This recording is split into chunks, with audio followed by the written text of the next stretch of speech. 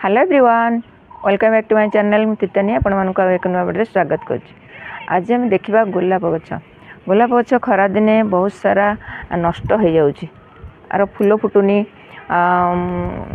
गछ ग्रोथ करूनी और फूल कड़ा आसुनी। आज आम एमती गोटे फर्टिलाइजर दवा जहाँफल कि ग्रोथ कर आउ कड़ा फूल प्रचुर आसो। चलतु से विषय आज जानिबा। भल फ्रेश एलोवेरा आनिबे आकु भल से जूस करदेवे।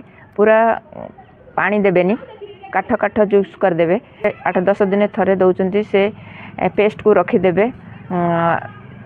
गोटे लिटर पानी रे गोटे चामच गोलेकरी प्रत्येक गछ मूल देवे आउ स्प्रे करेंगे। इथिरे बहुत सारा रूट हार्मोन अच्छी। एलोवेरा को जूस कर आनिबा। बड़ी भाव में एलोवेरा को छोट छोट करदे, जूस करने को सुविधा हम। जिते फूल फुटी सारूँ ये कड़ा सब काटी दिंतु, अग पिंचिंग कर दिंतु। 3-4टा पत्र थिबा अगुर काटी दिंतु, जहाँफल कि बहुत सारा तार ब्रांच आसीबो आउ फूल कड़ा आसीजिवो। आउ जिते बेले काटुचंती ता अगरे नेल पॉलिश लगे दिंतु, शीघ्र तार ब्रांच पळै आसीबो। आमे आधरे आज 5टा टिप्स जानिबा। प्रथम रे जेकोसी आपण माने तळी पकाउचंती, एलोवेरा जेल देले गछ नष्ट हेनी, मूल पचिबनी आउ फंगस लागबनी। तेरे प्रत्येक गछ जो कटिंग करके लगाउचंती, एथिरे एलोवेरा जूस देले गछ शीघ्र ग्रोथ करिथाय आउ गछ हेल्दी मध्य रही थाए। तृतीय रे आपणको गछ जदि सुखिला पड़ जाय थाए ताहले एई लिक्विड की देले गछ पत्र डाल भल से शीघ्र पळै आस्ताय। 4 रे जेकोसी गछर यूनिट को बढ़ाई थाए। जमीक गचर फंगस लगी थाए कि पत्र सुखिला पड़ी थाए, कड़ फूल आसुन थाए, ताहले ए लिक्विड को 8-10 दिन थरे देले गचर ग्रोथ भल होता है, तार ब्रांच भल आसी थाए, कड़ फूल शीघ्र शीघ्र पळै आसी थाए। 5 रे ए जो फर्टिलाइजर आमे दबा। 5 रे एलोवेरा जो पेस्ट आमे करिचे, से जो पेस्ट आमे गछरे दउचे, प्रत्येक गछ को से बंचाई थाए। जेकोसी छोट गछ बड़ पट को ट्रांसफर करुँच।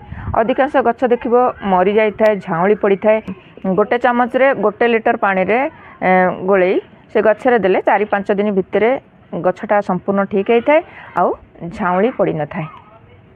प्रत्येक गछरे फूल कड़ा आसु नथिबो, तार गछटा ग्रोथ हो नथिबो आउ गछटा हेल्दी नथिबो। सेति पई आमे ए लिक्विड की देले बहुत सारा आदि कड़ फूल आसब आ गछ ग्रोथ हम, तार ब्रांच भी बहुत सारा आसब। चापत्ती आपण माने जो चाहा यूज करूचंती ताकू भल से धोईकी सुखई दिंतु आउ ताकू एलोवेरा जूस रे मिसईकरी देले बहुत सारा माइक्रो नाइट्रोजन शक्ति अधिका थिबो, माटी की उर्वर करिवो, एसिडिटी करिवो आउ बहुत सारा गछ को हेल्प करिवो। जूसटा आम करूँगी ताकू निहाती 4-6 घंटा छाड़ीदे, एमती गोलेकरी रखीदे। तापर आपण मैंने ताकू सबू गछरे देबे, छाणीकरी प्रत्येक गछरे उपरे स्प्रे करेंगे, जहाँफल कि फंगस लगनी आउ पत्र हलदिया पड़बनी। आ बहुत सारा जो अग काटी थे तार ब्रांच भी शीघ्र पळै आसिबो। चलते आम सेपटे जो गछ सब लगे गोलाप गछ से आम सब ए लिक्विड की दबा। देसी हो बा हाइब्रिड हो, जेकोसी गोलाप गछ लगे आपण मैंने बोनविली बदल में एमती अंडा खोल दे पारे। अंडारे बहुत सारा पोषक तत्व थाए, जहाँफल कि गछ को हेल्दी करि थाए आउ फूल कड़ा आसबार साहाय्य करि थाए। ये जो फर्टिलाइजर आम तैयारी करी गोलाप गछरे दउचे, जेकोसी गछरे आम दउचे चाहपत्ती मिसई कदली चोपा मिसईकरी आपण मैंने देबे। कदली चोपा तो जानिचंती कैल्शियम, मैग्नीशियम, आयरन, फॉस्फोरस सबु प्रकार एथिरे भरपूर मात्रा रे रही। आपण मैंने एमती सबु गछरे एभली भाव में देले गछ हेल्दी रहिबो आउ फूल कड़ा आसबार साहाय्य करिवो। देखंतु आपणकर जदि एभली भाव में गछर पत्र सबू पोड़ी जाउची किंबा कला कला पड़ जाउची, 8 दिन 4 दिन एभली भाव में आपण माने ए लिक्विड की दिंतु, देखिए गछ पूरा ग्रोथ करिवो। एभली भाव में आपण मानकर जदि खरा दिने गछ खराब हो जाउची आउ हेल्दी होनी कि फूल कड़ा आसुनी, एभली भाव में तार जत्न दिंतु। आ छोट वीडियोटा जदि आपण मानकु भल लगी थाए लाइक कमेंट शेयर करेंगे और मो चैनल जदि आपण मैंने नुआ देखुं ताल गोटे सब्सक्राइब करेंगे। आज ये पुणी आसबि आउ एक नुआ वीडियो नुआ टॉपिक सहित से पर्यंत गछ लगाऊ था भल था। जय जगन्नाथ।